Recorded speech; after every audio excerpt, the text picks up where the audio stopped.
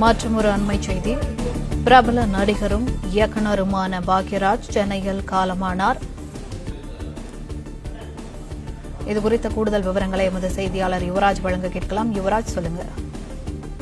வணக்கம். தமிழ் திரையுலகில் நடிகர், வசன எழுத்தாளர், திரைக்கதை அமைப்பாளர், இயக்குனர், சிறப்பு வேடத்திற்கான சிறந்த நடிகர் என்ற பன்முகத்தன்மை கொண்டிருக்கக்கூடிய தமிழ் திரையுலகின் முக்கிய ஒரு அங்கமாக வகிக்கக்கூடிய இயக்குனர் பாக்யராஜ் மாரடைப்பு காரணமாக உயிரிழந்தார் என அவருடைய குடும்பத்தினர் தகவல் தெரிவித்திருக்கின்றனர்.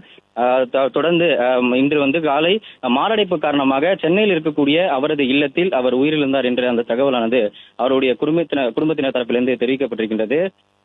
தமிழ் திரையுலகில் பன்முக முகம் கொண்ட ஒரு இயக்குநராகவும் ஒரு கலைஞராகவும் வாழ்ந்து வந்தவர் பாக்யராஜ். அந்த வகையில் எழுத்தாளர், திரைக்கதை அமைப்பாளர், இயக்குனர், சிறப்பு வேடமேற்கும் நடிகர், தயாரிப்பாளர், பத்திரிகையாளர் என பன்முக கலைஞர் கொண்ட ஒரு முகமாகவே பாக்யராஜ் வாழ்ந்து வருகின்றார்.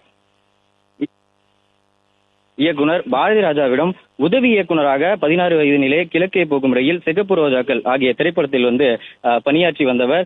எம்ஜிஆரை தன்னுடைய ஒரு முக்கிய அங்கமாக பார்க்கக்கூடிய ஒரு நபராகவே பாக்யராஜ் வாழ்ந்து வந்திருக்கின்றார். திரைக்கதை அமைப்பு என்கின்ற அந்த ஒரு பகுதியில் முக்கிய ஒரு அங்கமாகவே வகித்து வரக்கூடியவர் பாக்யராஜ். அந்த வகையில் இன்று காலை மாரடைப்பு காரணமாக அவர் உயிரிழந்தார் என்ற அந்த தகவலானது வெளியாகி இருக்கின்றது. ஈரோடு மாவட்டத்தை பிறப்பிடமாக கொண்டிருக்கக்கூடிய அவர் சென்னையில் சினிமா ஆசையில் பல துறையில் சாதிக்க வேண்டும் என்கின்ற அந்த ஒரு நோக்கில் சென்னைக்கு வந்தவர். அந்த வகையில் பல்வேறு திரைப்படங்களை கொடுத்திருக்கக்கூடிய அவர் இன்று மாரடைப்பு ஏற்பட்டு உயிரிழந்தார் என்று அந்த தகவலானது குடும்பத்தினர் தெரிவித்திருக்கின்றனர்.